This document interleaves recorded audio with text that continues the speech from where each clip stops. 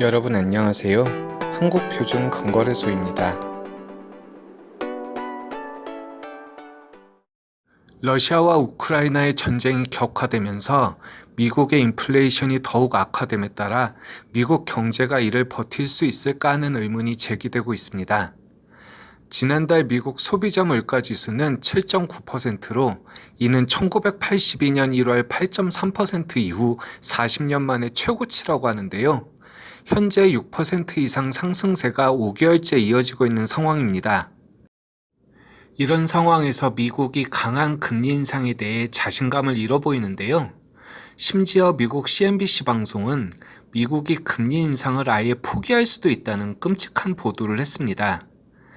지난 의회 연설에서 파월 미 연준 의장이 이번 우크라이나 사태가 게임 체인저가 될 가능성에 대해 언급하면서 공급망 악화에 대해 우려를 표방했는데요.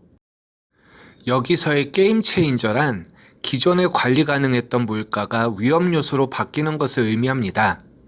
저희 채널에서도 몇 번 언급했지만 예전에 몇 차례 석유 파동을 제외하곤 특히 미국 경제는 장기 호황을 누리고 있었습니다. 결국 연준의 최대 관심사는 경기가 과열할 때 버블 붕괴를 막기 위해 미리미리 금리를 올려 버블을 조절하는 게 일이었습니다. 또한 물가 상승이 서민 경제의 직격탄이기 때문에 정권 유지에 있어서 무엇보다 중요한 일이었는데요. 지난 금융위기 이후 경기 과열이란 것이 먼 얘기가 되어버림으로써 시중에 돈을 풀고 부동산이나 몇몇 상장사에 돈이 몰리면 결국 세금으로 회수하는 방식이 되어버린 것입니다.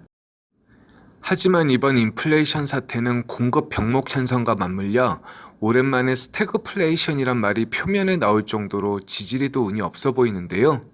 사실 스태그플레이션이란 말은 그렇게 자주 쓰이는 용어는 아닙니다. 왜냐하면 일반적인 경제 현상이 아니기 때문인데요. 일단 스태그플레이션을 간단히 정리하면 경기는 침체하면서 물가는 오르는 기현상을 말합니다. 일반적으로 가격이란 수요와 공급으로 결정되기 때문에 수요가 증가하는 경기 과열기에 물가가 오르기 마련인데요. 현재까지 기록상 스태그플레이션은 총 2번이 있었고 2번 다 석유 파동과 관계가 있습니다. 우리에게 익숙한 1, 2차 오일 쇼크가 바로 그것인데요. 그 당시 경제적 충격은 이루 말할 수가 없었다고 합니다. 1차 오일 쇼크는 1973년부터 74년까지였는데요. 제4차 중동전쟁이 시작되면서 이집트와 사우디아라비아를 중심으로 원유 가격이 인상된 건데요. 이때 14달러에서 55달러로 원유가 폭등을 하면서 전체적인 원자재 가격 상승을 불러와 전 세계가 불황을 겪게 되었습니다. 이 당시 금값이 1kg당 2,500달러에서 5,000달러로 2배가 상승했고요. 2차 오일 쇼크가 있었던 1979년부터 81년까지 금 가격을 보시면 이때는 7,500달러에서 2,300달러로 3배 정도 폭등을 하게 됩니다. 물론 지금이 당시 오일 쇼크와 똑같은 상황도 아니고 스태그플레이션이 온다 해서 금값이 반드시 2배가 오를 것이다 라고 믿는 것은 위험한 발상인데요. 3월 16일 현재 금과 원유 가격이 3월 반등폭을 내놓고 급락을 맞은 상황입니다. 130달러에 육박했던 원유 가격은 오후 5시 현재 98달러에 거래되고 있고요. 2075달러를 넘었던 금값은 1920달러에 거래되고 있는 실정입니다.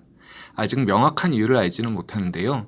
여러 투자자들이 단순히 단기 급등으로 인한 차익 실현인지 아니면 17일 금리 인상을 앞두고 더 이상 상승이 어렵다고 생각할 수도 있는 것 같습니다.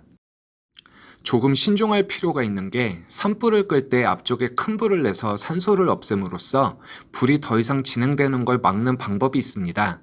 꼭 뚜렷한 이슈가 아니더라도 크게 빠지거나 크게 오르면 그 자체로 고점이나 저점이 되는 경우가 생기는데요.